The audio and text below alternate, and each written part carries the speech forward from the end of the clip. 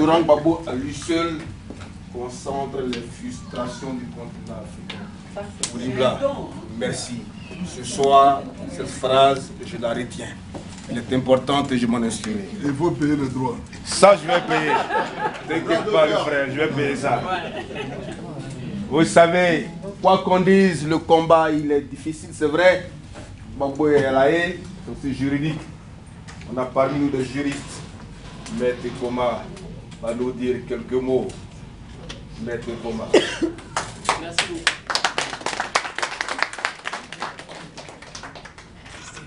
Avant de commencer, je tiens à présenter les excuses. Vous avez entendu certains noms circuler. Certaines personnes ne sont pas là parce que soit elles sont souffrantes, soit elles sont indisponibles. C'est pour cela que la table n'est pas complète, ou même parmi vous, il y a d'autres personnes qui ne sont pas là. Mais je tenais à vous remercier.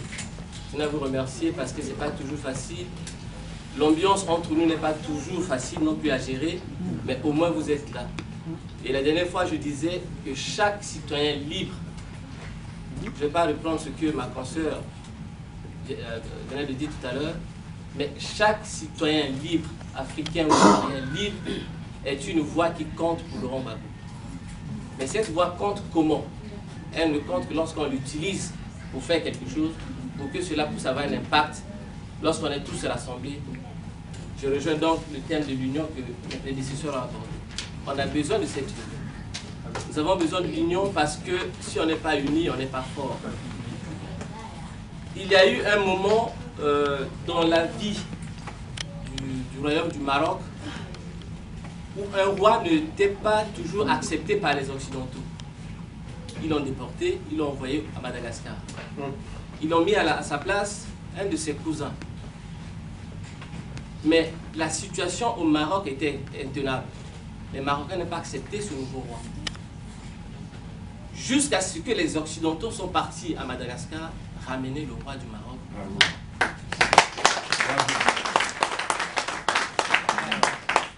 Ça, c'est de l'histoire. Et aujourd'hui, vous voyez qu'en Afrique du Nord, les gens sont beaucoup restés. Parce qu'ils savent comment se comporter. Il y a tout récemment quelque chose qui s'est passé en Algérie. On a pris les otages en Algérie. Et l'Algérie a pris son armée, ses responsabilités et a réglé ce conflit. C'est ce qu'on appelle un État souverain, un État indépendant. On nous a dit en 1960, vous êtes indépendants. Aucun État libre au monde a eu son indépendance en une seconde, en une minute, en 50 ans. Aucun. Prenez tous les grands États, tous les grands pays du monde, personne. Donc, cette lutte, elle est importante, elle est nécessaire, parce que nous ne sommes pas encore indépendants. Je vais toujours continuer dans ce sens. En 1945, on crée les Nations Unies. Nos territoires étaient encore des territoires qui dépendaient de la France. Nous étions des territoires français. Les statuts et la charte des Nations Unies ont été rédigés en tenant compte de ceux qui ont gagné la guerre et des puissances de l'époque. À cette époque-là, nous n'avions pas les pays que nous avons aujourd'hui. Depuis, personne n'a pensé qu'il fallait réformer les statuts des Nations Unies. Quand il y a eu le conflit en 2002 en Côte d'Ivoire, septembre 2002, le premier ambassadeur qui a parlé sur la question ivoirienne n'était pas ivoirien, c'était un ambassadeur français. Et ça continue jusqu'aujourd'hui. Quand il y a eu la question du Mali, on a posé la question d'abord à l'ambassadeur français aux Nations Unies, au lieu de poser la question à l'ambassadeur malien aux Nations Unies. Donc nous sommes dans une situation où nous devons avoir nos propres ambassadeurs pour présenter nos propres situations aux Nations Unies ou au sein des tribunes qui sont là dignes. En fait, nous n'avons pas encore ces moyens.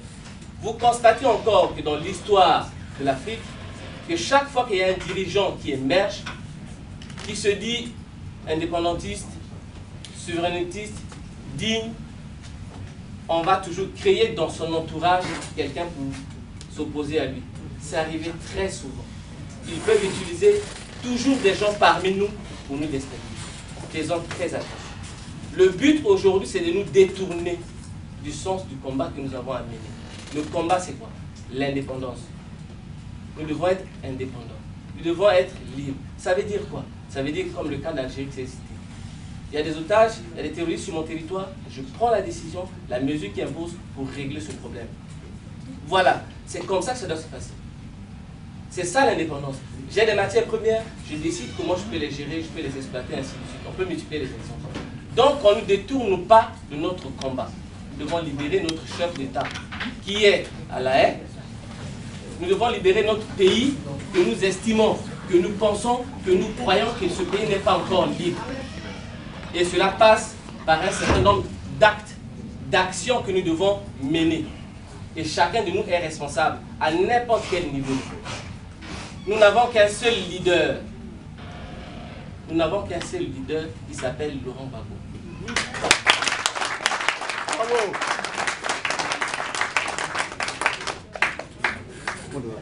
Je mets à défi n'importe quel gouvernant ou gouvernement occidental de trouver quelqu'un qui peut se substituer, qui peut remplacer Laurent Gbagbo. Il n'y en a pas. Aucun leader.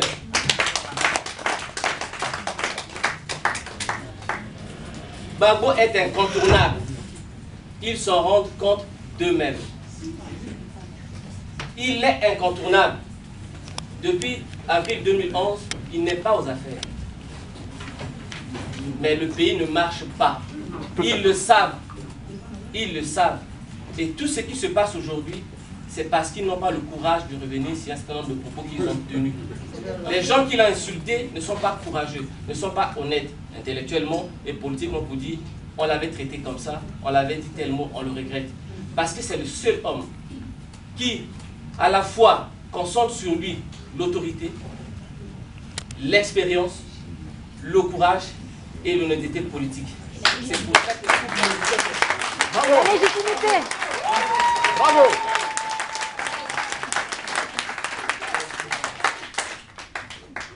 Gbagbo a gouverné la Côte d'Ivoire de 2002.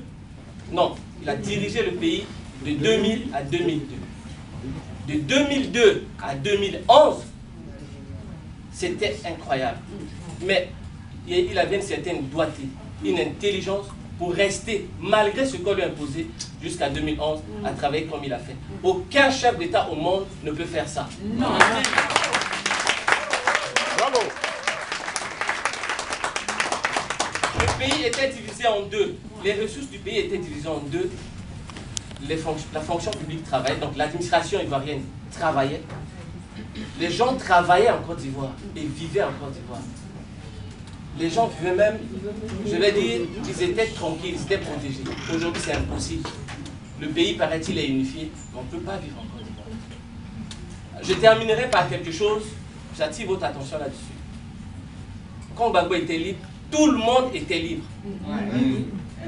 Y compris ses adversaires politiques. Quand Gbagbo était libre, tout le monde était libre.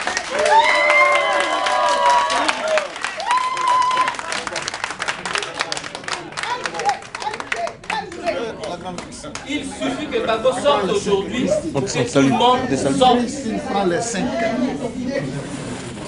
Si vous libérez Gbagbo aujourd'hui, je dis bien si vous libérez Gbagbo aujourd'hui, vous allez libérer tous ceux qui sont en prison. Donc, la liberté de la Côte d'Ivoire et de nos frères qui sont en prison dépend de la liberté d'un seul homme, Laurent Gbagbo. Bravo. C'est pourquoi je vous invite et je soutiens l'action que les femmes mènent aujourd'hui tous les mercredis qui sont devant l'Assemblée nationale. Il faut les encourager, il faut les soutenir. Je pense que leur voix portera un jour. Il faut penser au 19 février. Faisons un effort pour s'y rendre, massivement, manifestons. Faisons tout ce qu'on peut faire. Trouvons des bus à des prix acceptables pour tout le monde. On a essayé de vérifier, ça tourne entre 35 ou 40 euros, mais essayons de nous organiser pour qu'on existe, pour qu'on nous voie et qu'on constate que Gbagbo est de plus en plus populaire.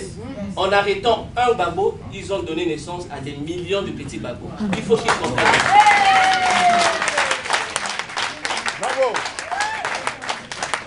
En tout cas, je vous dis merci, merci d'être venu, mais que chacun de nous arrive à relayer ce message.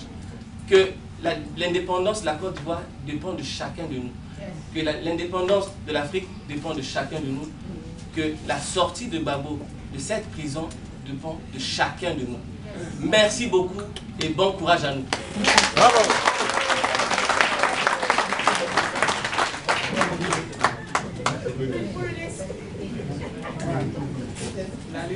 Pour peu, je suis tenté de croire que celui qui a pris la parole tout à l'heure, qui vient de parler, Maître Poma, pour ne pas le citer, n'est pas congolais. Remarquez, il prononce le Gbagbo assez bien, mieux que les Ivoiriens. Maître Poma, on est fiers de vous. Gbagbo, de là où il est fier de vous.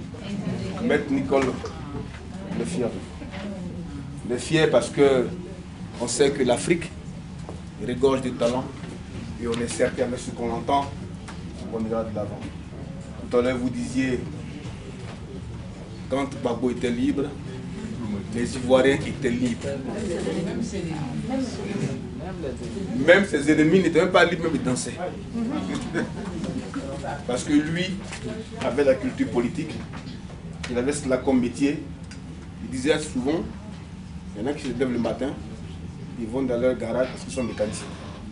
Moi, le matin, le soir, je fais la politique. C'est mon métier. C'est cela qu'il a prouvé pendant ces 10 années de règne. Il a gouverné un pays coupé en deux, avec ce concept. Parce que souvent, quand on parle, on a l'impression que le pays s'arrête uniquement dans le sud. Mais avec ces situations, on pourra gérer le pays. Il paraît qu'on est maintenant à notre tête un économiste. Il paraît qui est incapable d'envoyer son navire au port d'Abidjan. Mais il est économiste. Le maître a dit, la Côte d'Ivoire, depuis que Gbagbo est parti, ne marche plus. Maître, moi je veux que la Côte d'Ivoire va en arrière. C'est cela que la vérité, parce qu'il y a une semaine, la bouteille de gaz qui était à 5 000 est passée à 20 000. Non. Et qui va acheter? Cet élément, ça c'est la force de l'ancien DGA du FMI, l'économiste en chef. Il a répondu aux Ivoiriens disant, l'argent ne circule pas parce qu'il travaille. Moi j'ai appris à l'école que pour que l'argent circule. Il a dit que la fameuse phrase de Martin Luther King, I have a dream, et de Kennedy. Je suis fondé de croire que ce monsieur n'a pas fait l'école aux États-Unis. Parce que quand on a fait les États-Unis, on sait qu'il y a un dream, Martin Luther King, c'est le B.A.B.A. Je voudrais remercier les personnes que vous êtes, de vous avoir rassemblés ici. Le discret et efficace John Mbadou. Merci.